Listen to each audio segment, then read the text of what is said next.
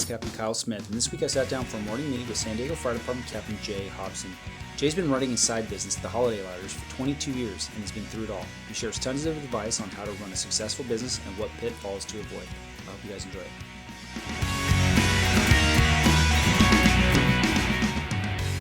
All right, hey Jay, welcome to the bullpen. Thanks for meeting me. Absolutely. Thanks for having me. Yeah, man, I'm really excited to get you on here. Not only because you have an amazing story about the small business that you've developed over the last several years that we'll get to in your first alarm, but also I owe you a debt of gratitude for all the help you did to get me to the place I am now on the fire department, which is as a captain. All the work that you helped me do, I can never thank you enough. And I want to just say thank you for that. And then thank you again for being on the show today. You don't have to thank me for anything. You guys put in the work, so it was easy to help you guys. Plus, it helped me get better in my job. It's all about the people you have around you. No, absolutely. And that's part of why I like being involved in training myself, is that it forces you to stay sharp on all the things that you're responsible for, right? We have this huge body of work that we have to be good at. And if you're not practicing it yourself by helping mentor the next generation of people coming up behind you, like, you get stagnant and you get rusty in some of the things. I'm already feeling rusty from all the stuff you showed me. So I'm eternally grateful for you. And I think the best way that I can pay you back is by paying it forward to the next group. So that's what I'm doing down there with the 90th Academy. They're plugging along. They're getting ready to do final testing here in about a week, and we'll push them out to the ranks here soon enough. So looking forward to that. How are you guys holding up with this pandemic and everything? They're good with the pandemic. We run a very non-panic, I guess you would say, household over here. So we don't tend to get riled up about stuff. My wife actually, back in early January, went on a snowboard trip, and in March, when all this stuff started really becoming prevalent, she said that she was pretty confident that what she had when we were on our snowboard trip was Corona. So she was doing some stuff for work that she needed a physical for. So she got tested for the antibody, and she had it back in early January, before it was considered a pandemic. So, but we were all in the same cabin with her.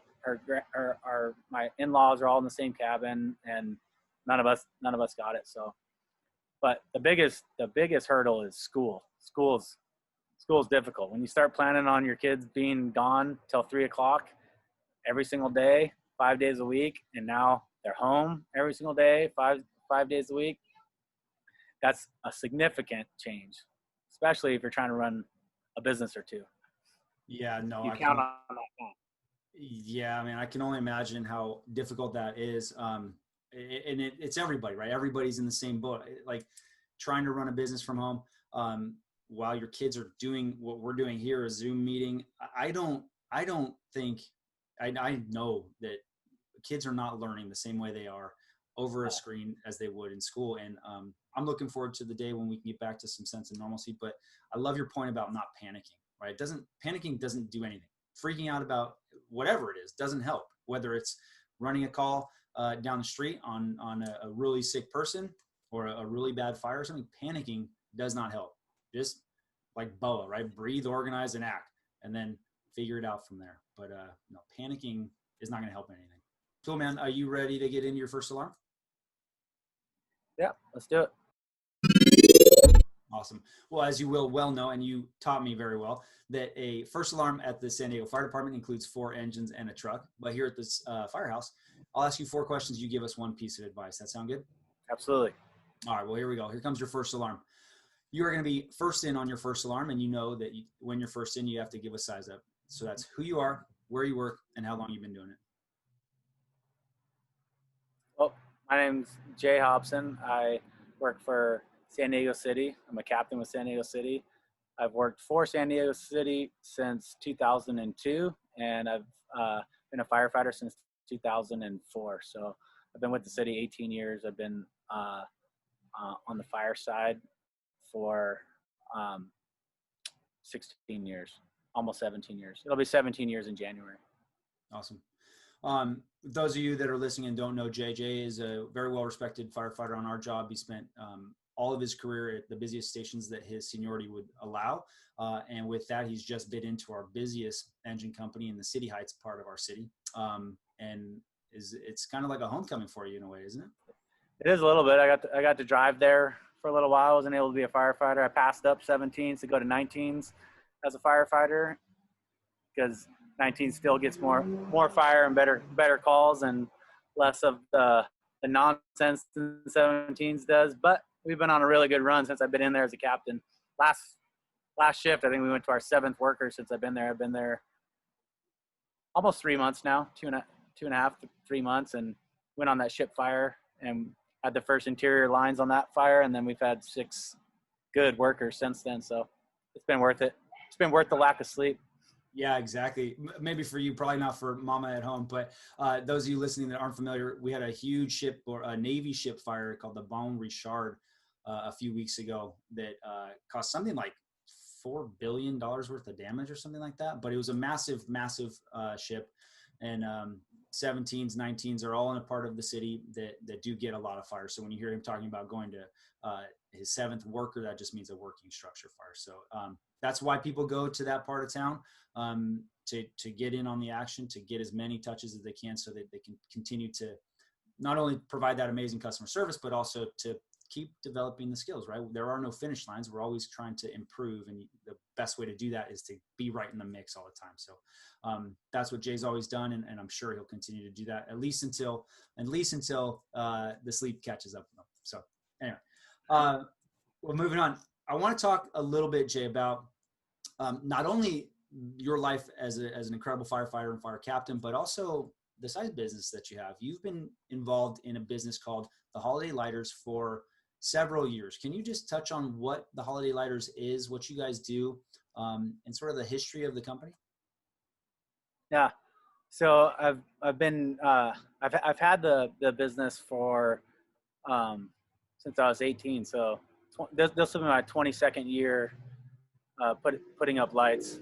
And originally it started just to make extra money for Christmas gifts, but we just started it in like the 2nd week of December, and we put up flyers and stuff, and we were doing it for $80, $90, and like, this is terrible. So we gave somebody a bid for $400, and of course they told us that we were crazy, but we were the only ones out there doing it. So 2 days later they called us back, and we went out there and did the job for $300, and then we just spray painted our phone number and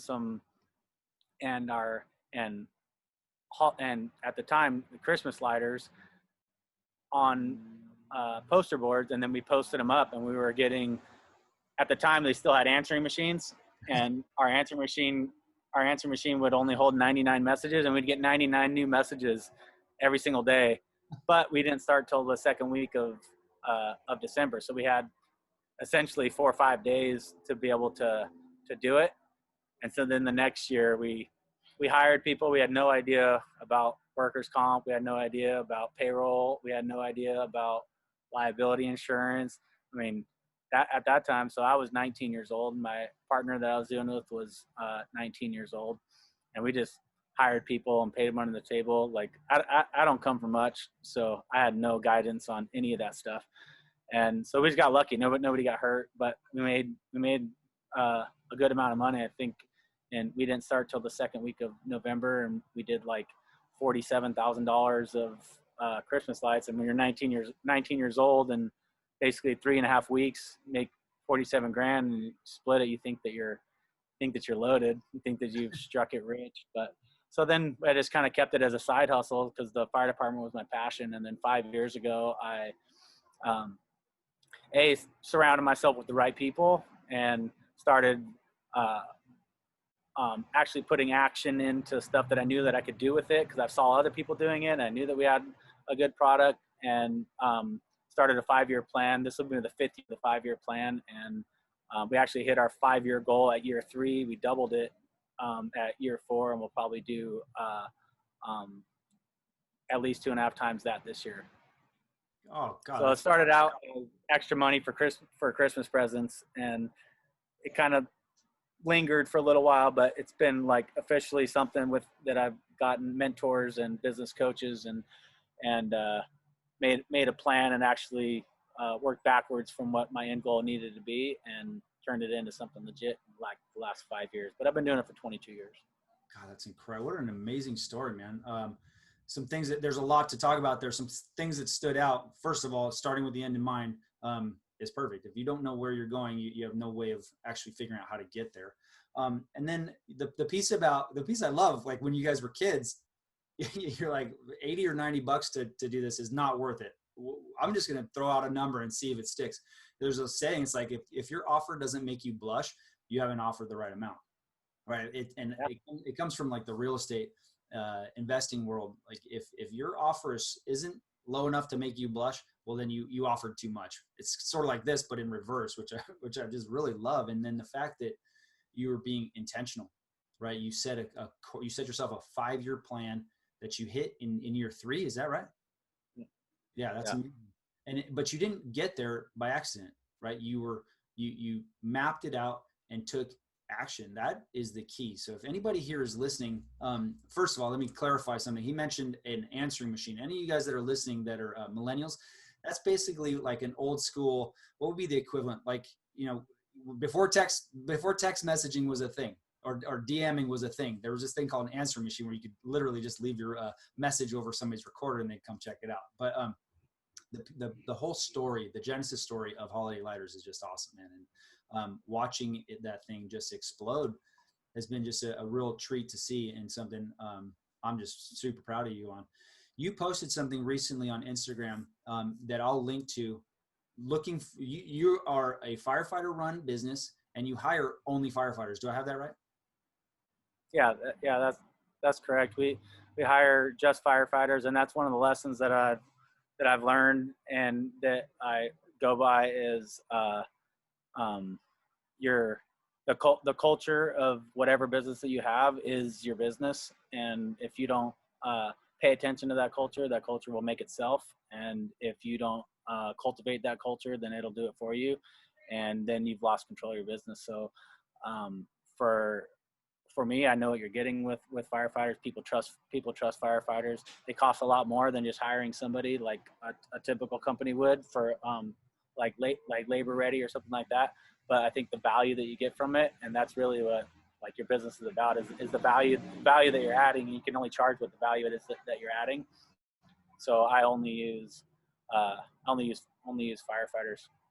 God, that's awesome. I mean, and that probably cuts across a lot of our grains, right? Is we're naturally frugal, maybe cheapskate, but naturally frugal, right? So we're typically going to be looking for the lowest cost option for a lot of these things. But the point about, if you spend money to hire really great people, your business is your culture. Your culture is your business, rather. So you're going to get somebody that's hardworking, dependable, high integrity, a problem solver when you're hiring a firefighter. So people here in San Diego that are listening, are you still looking for more firefighters, Jay?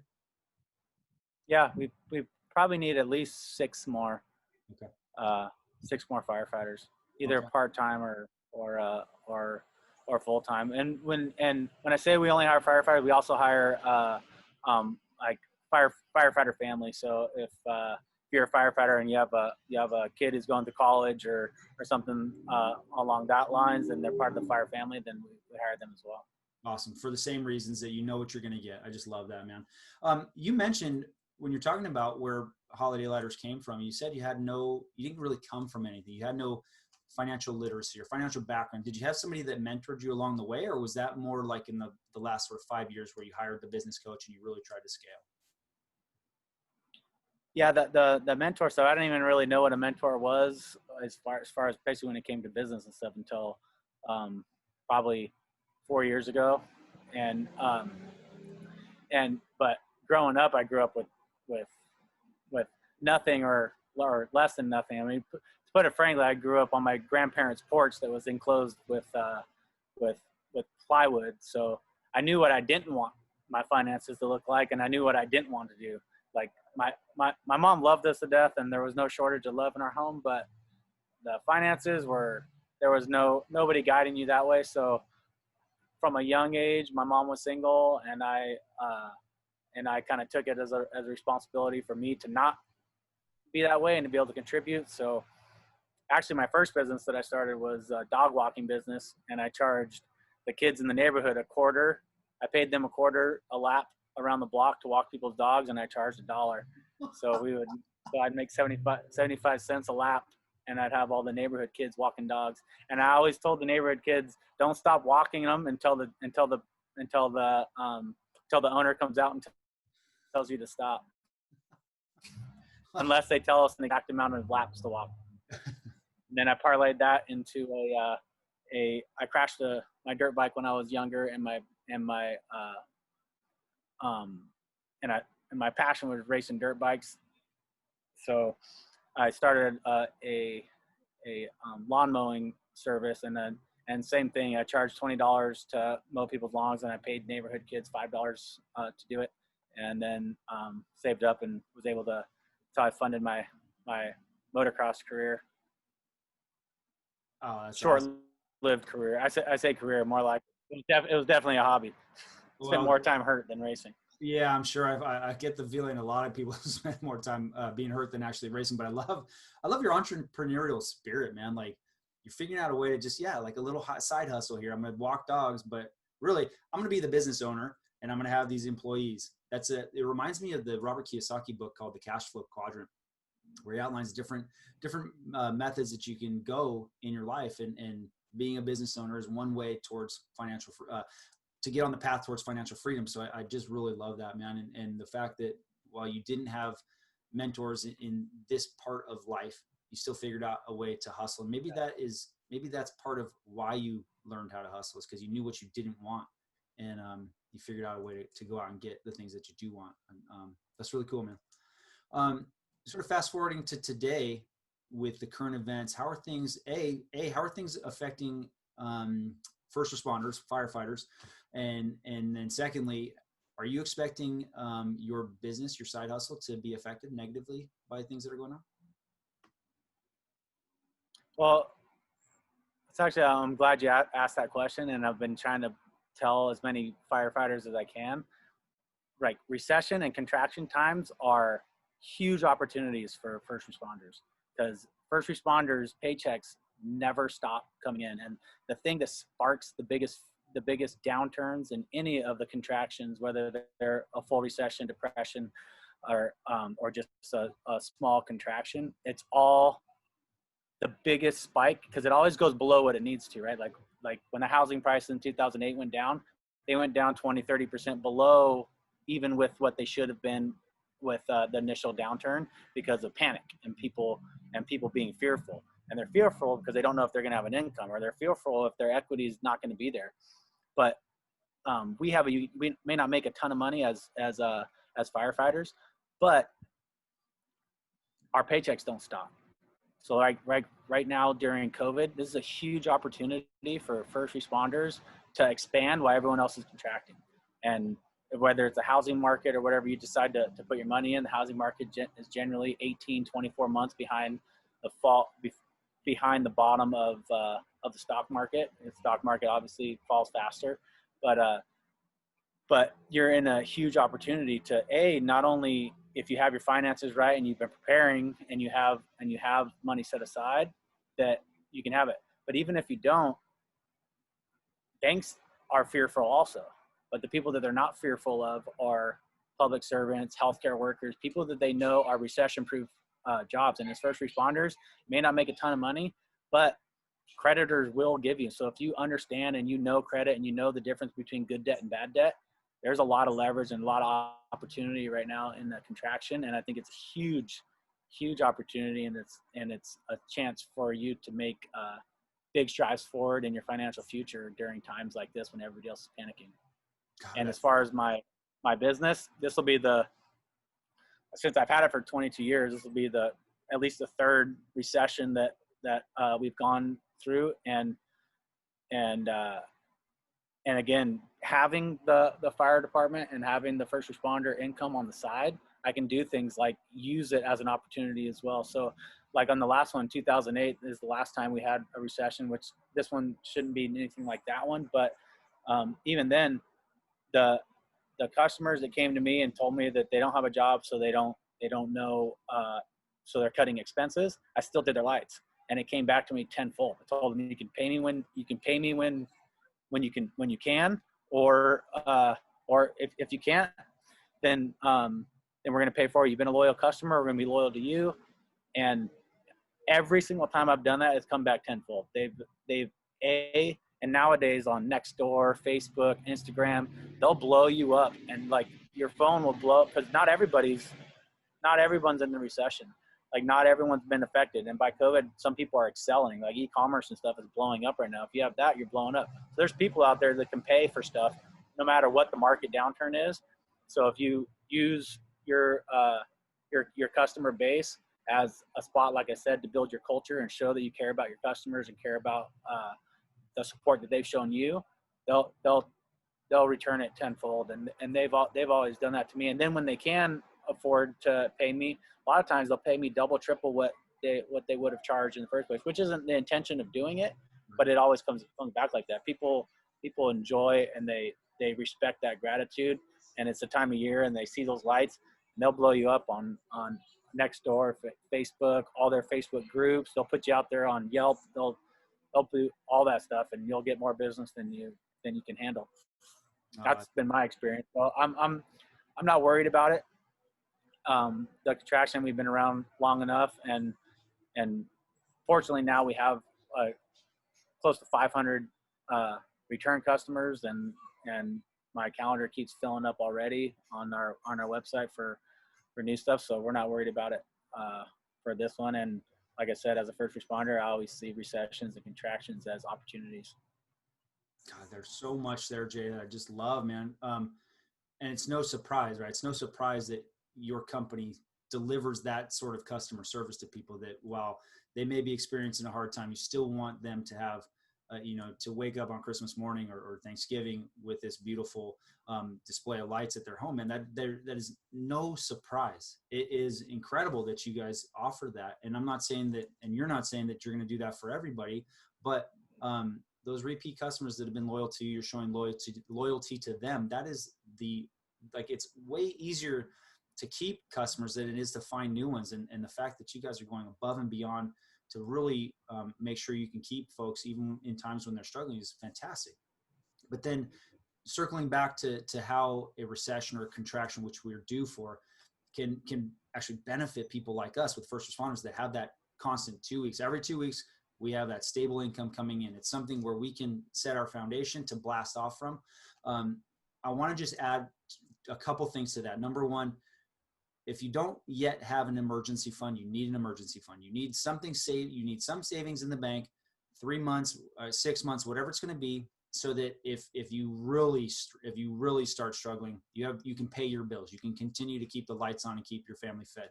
So start there. But exactly like what Jay's talking about, there are opportunities coming. Probably not in the real estate industry like we saw in 2008, 2009, but for the savvy investor, for the person that's really paying attention, you are going to be able to find some deals, and you have to take action. You have to jump in. Listen to what Jay's talking about. He started when he was a kid, and now he's just out there crushing it. There's a famous quote that's credited to Warren Buffett, says, "Be greedy when others are scared, and be scared when others are greedy." Well, we're getting to a point now in the cycle where people are starting to become more and more scared, and they're starting to panic. There's that word again, panicking. It doesn't do anybody any good. People are motivated in the investment world by fear and greed only, right? And so if others are now starting to panic, this is a time for you to start looking for opportunities. So, man, all that stuff is just in perfect alignment with what we talk about here in the Firehouse, man. I just absolutely love it. People listening, rewind the tape about 5 minutes and just listen to what Jay said there for the rest of your morning commute or wherever you're listening to the morning meeting.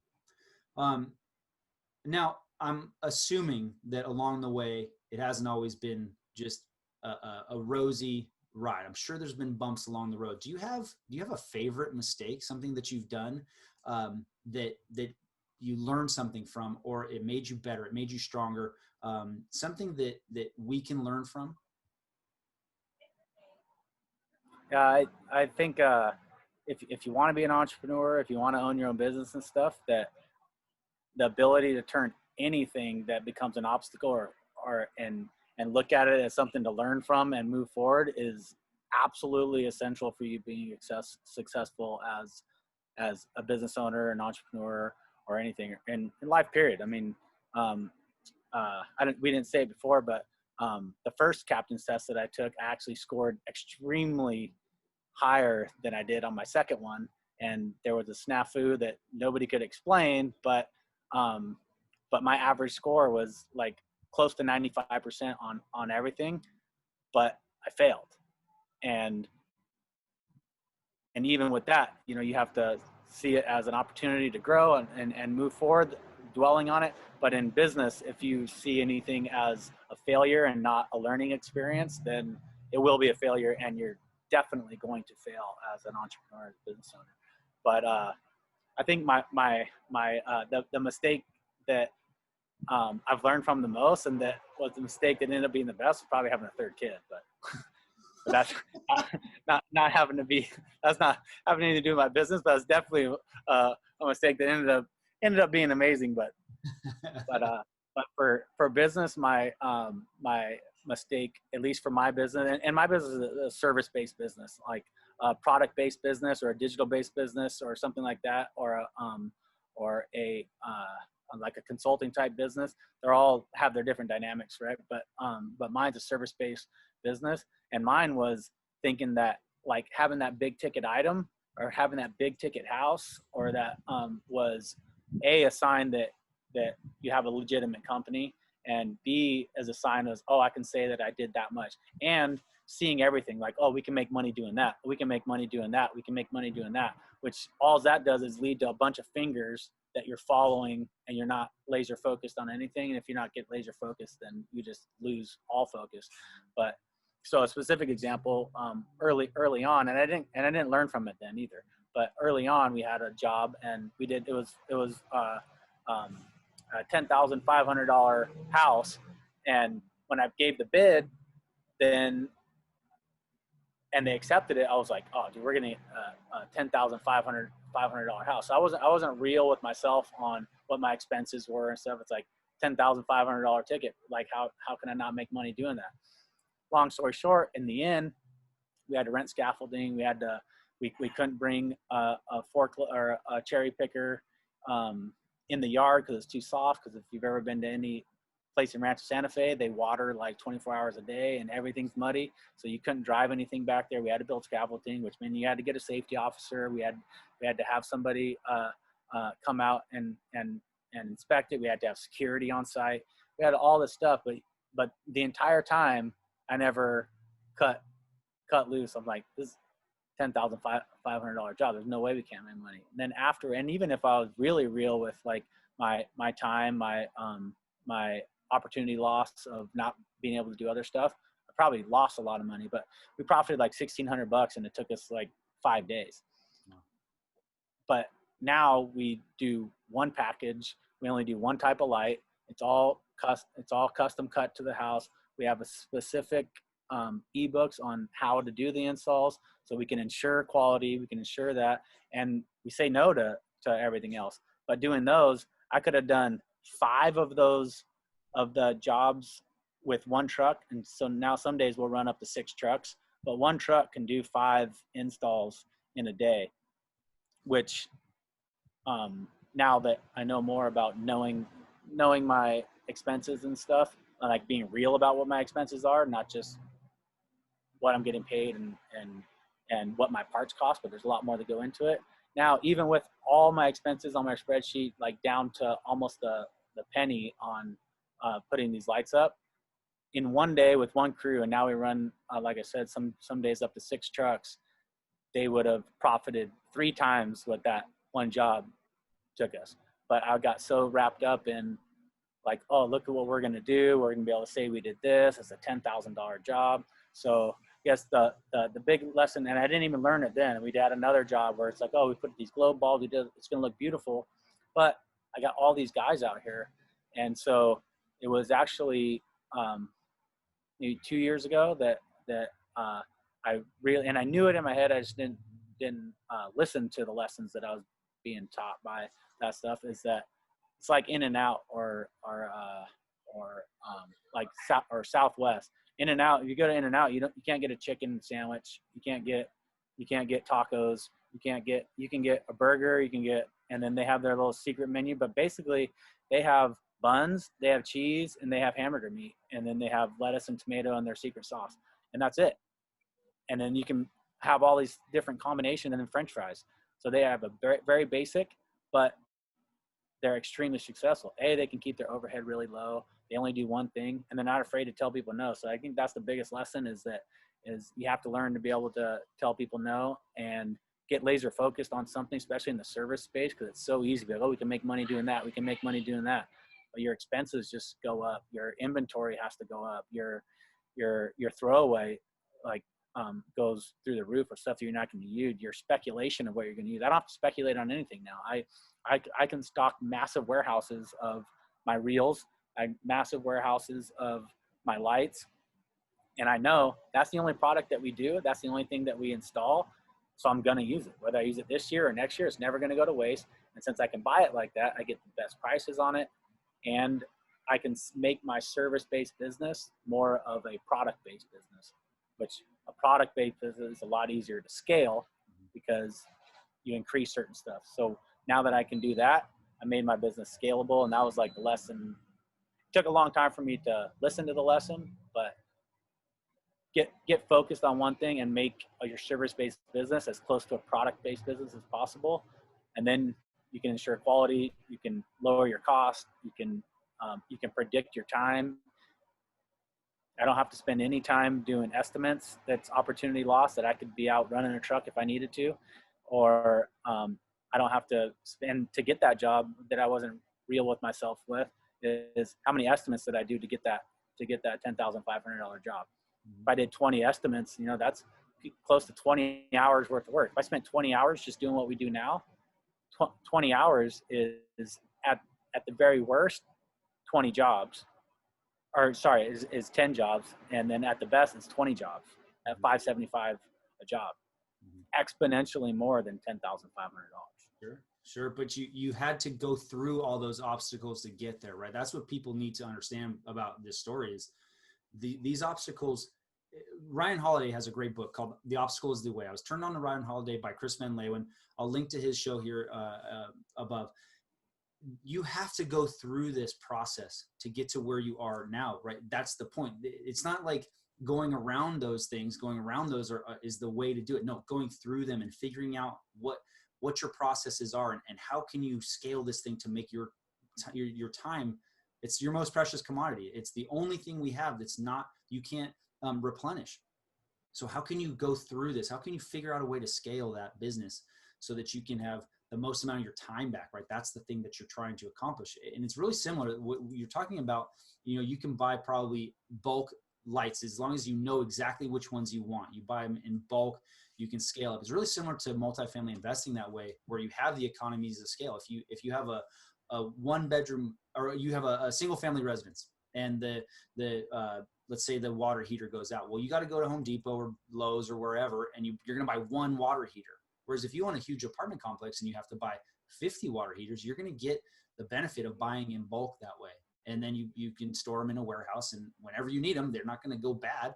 Whenever you need them, you just pull them out of the warehouse and put them into play. So it really parallels multifamily investing that way. I just love that. But the part I kind of was hanging on was, you were saying you weren't ready. You weren't ready to learn that lesson. I kept hearing you say, I wasn't ready to learn that lesson that was being taught to me. And there's that old saying that says, when the student is ready, the teacher appears, right?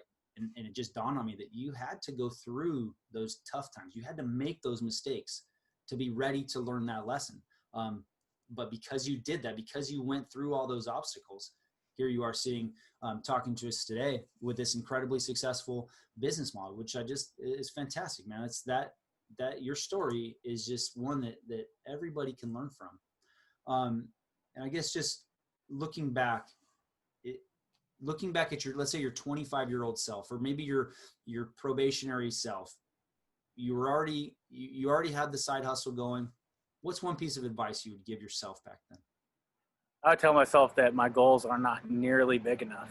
I didn't give myself or people around me like anywhere close to the credit that I should have. My goals weren't anywhere close to what they should be.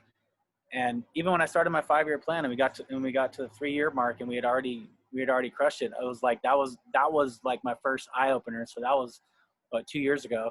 So I was already 38, 37 years old.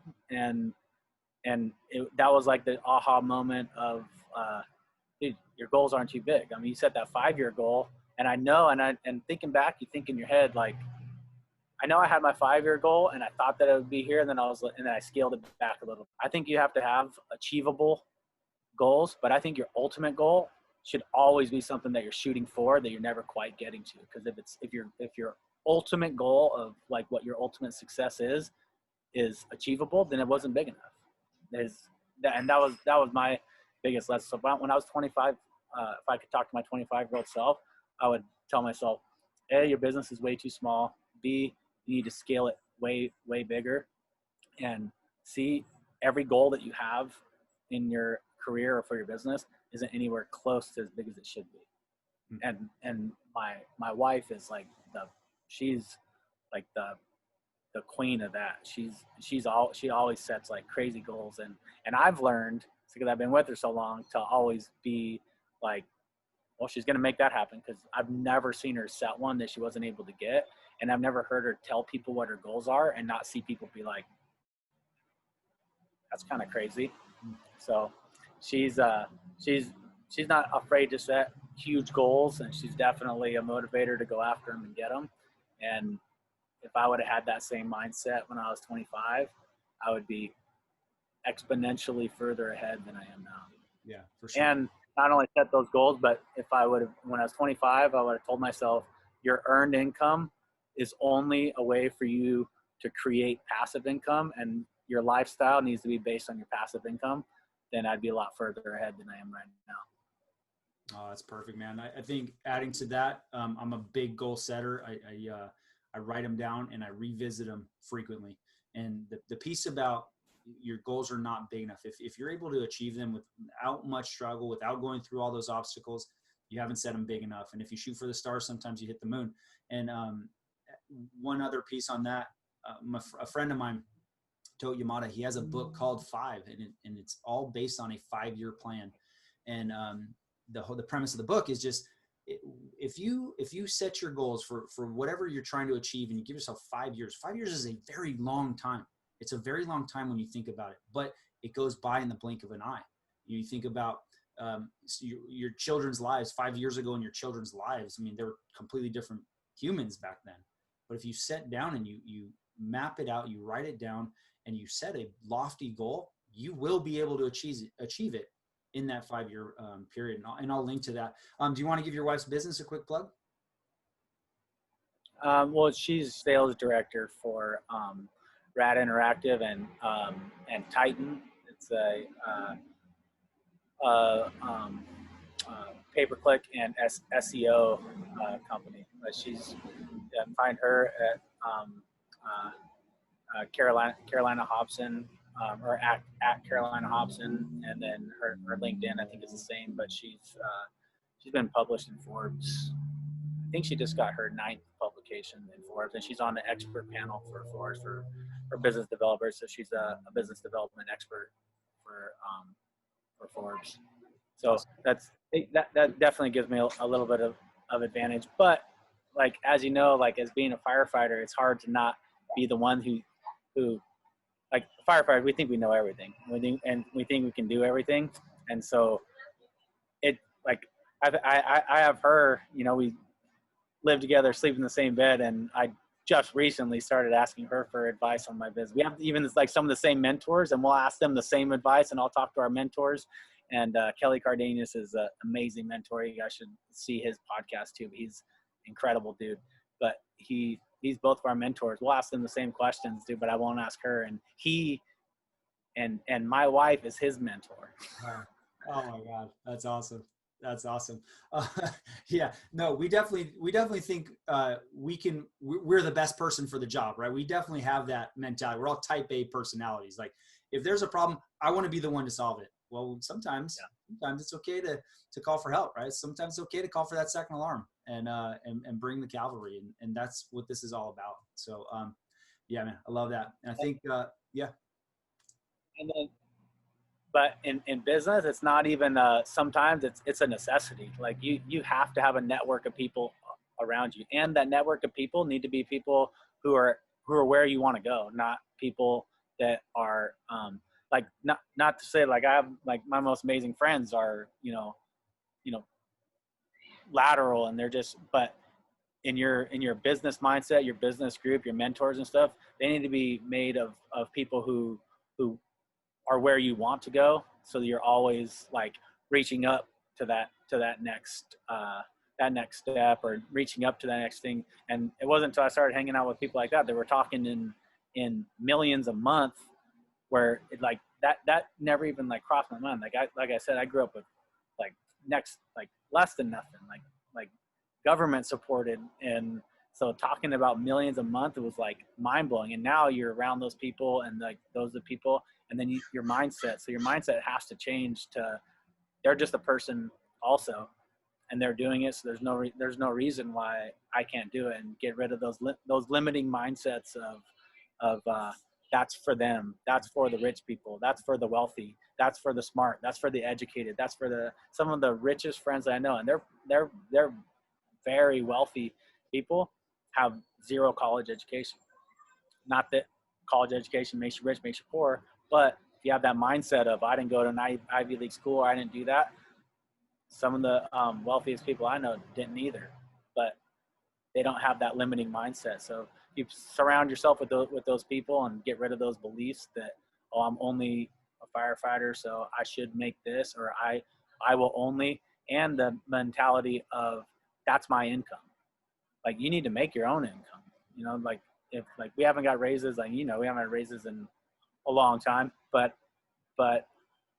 we have so much time off, and you have so much opportunity, and you have so much stuff to do. Create it. Like even if you just went out and you sold something, and you're like, what's my skill? There's tons of things that you can do. What's my skill? Go out and try to find a way to make $1 doing that skill. You'll be insanely surprised at the momentum that creates, of you using a skill that you have and creating $1 out of it, and then finding a way to make it to make 10, and then make it to make 100, and then make it to make 1,000, and then that action just starts. Just anything that's a little bit of action is like a snowball, and it'll just keep going. And as long as you keep that momentum going, next thing you know, instead of researching for years and years and years, now you've had that snowball going for years and years and years. And now instead of looking back like, oh, I should have done that, you're looking back like, I can't believe what we've created here. Mm-hmm. So just like getting it going, and getting rid of those beliefs that only the people you see on TV, or only the people. And like I said, I'm not anywhere close to where I want to be, and I want to create generational wealth for my kids. And being able to let go of the, do you want to look wealthy, or do you want to be wealthy, is like a huge thing too, especially when you're starting a business. Do you want to look like a successful business, or do you want to be a successful business? You got to be real with yourself. Yeah, 100%. Millionaire Next Door talks a lot about that. Like the guy next door that's driving the Ferrari and has this amazing house actually has nothing to really show for it. Whereas the guy on the other side who drives, an average car in a nice house, but that guy is probably actually the one that's more wealthy. But we do, man, we have that insidious self-limiting belief that, talking about money, thinking about trying to create generational wealth, that's for white collar folks. That's for people that are, Ivy League educated. That's not for us, right? We're blue collar. We should just be happy with whatever the city happens to give us. It's like, well, yes, I do feel very grateful to have this job, and I don't want it to ever come off sounding like I don't. It's provided an incredible life for myself and my family, but it's okay to set lofty goals. It's okay to think about those sort of things, but thinking about it and setting those goals and even writing them down is not enough if you don't take action. And I think cutting through everything else, if you could boil it down to one thing, it's setting your goals, setting a plan, but then going out every day and doing something about it. And if you can do that, you'll look back in whatever amount of time, and you'll just see that snowball rolling downhill and gaining momentum. And before you know it, it's just going to be, you'll be off and running. And that's the power of compounding interest. So with that, Jay, I think you got knocked down on your first alarm, my friend. Absolutely. Right on. Hey, so if people are looking to learn more about you or the Holiday Lighters, where can they find you? Well, we have at the Holiday Lighters for our Instagram handle, and then um, Jay Hobson Fam 4 is my personal. But after this, we're actually going to start like building. It's a good problem to have, but we've had way too much business for the last few years, and it sounds like, oh, that's too much. But you can only scale so big with the people that's why we got to hire and stuff. And that's one of the things that a lot of people do too as new business owners is if they do have a ton of business, they scale too quickly, and then they're not able to address the problems that arise with that, and it leads to failure. So we've been very deliberate in our scalability for the first few years, and it used to be like a couple years was 50 houses, and then it was 100 houses, and then this year it'll be last year was 200 houses in growth, because now I have it at the level that or I have it narrowed down with my data of I know exactly how many houses I can expand with a lead installer and a new guy. And then, so we have those processes in place. So I know exactly what I can scale at. So we've actually shied away from Yelp and Facebook and Instagram and stuff like that, because we also want to be very geo-targeted in where we're at. But having said that, you can find us at the Holiday Lighters. It's underscore in between each word, and then same for Facebook, and then my personal is Jay Hobson Fam 4, and then we just started HL Capital, so we'll have an Instagram and Facebook page. Right now we're crazy busy with holiday lighter stuff gearing up, and we have weddings and stuff that we're doing. But after the first year, when we're done with this seasons of Christmas lights, then we'll actually be pushing that HL Capital, and we'll have investment opportunities and stuff coming from that. Okay, awesome. Well, I'll link to all that stuff in the show notes. Yeah, I'm sure people will be reaching out to you, either firefighters here locally looking to maybe work for you this holiday season, or looking to get in on some investment opportunities with HL Capital down the line. Yeah, so Jay, I just want to again say thank you for all the help that you've given me, your mentorship to me. I'm trying to pay forward to the next generation, like I mentioned before. And yeah, thank you for your time today. Yeah, absolutely, man. Thanks for having me. And I think it's cool that what you're doing, and I think that not just firefighters, but just in school in general, I think there's zero focus on financial literacy, and it's super attainable to every person literally on this planet, especially in this country. But I think it's awesome that you're doing stuff that you have, especially for like our brothers and sisters who have been getting the same basically stale information that gets passed on generation that maybe was useful a long time ago. Not that it's not useful, but there's definitely other ways to do it, and the world's a different place now for sure. Yeah, 100%. So we have in your show. Yeah, for sure. And I'll rely on people like you that are in the station, that are thinking about these things, that are in the trenches, grinding away on your side hustles to help me continue that conversation forward. So I really appreciate that, man. All right, thanks again to Jay for meeting me here in the bullpen. If you didn't get tons of value listening to his story, then I honestly don't know what you were listening to. Just rewind the show and start over. Just bring a pen and paper this time. If you'd like to learn more about him or the Holiday Lighters, you can find them both on Instagram. He's at jhobsonfam4, and they're at the _holiday_lighters. If you'd like to learn more about us, we're on Facebook at the FIREhouse. That's f.i.r.ehouse.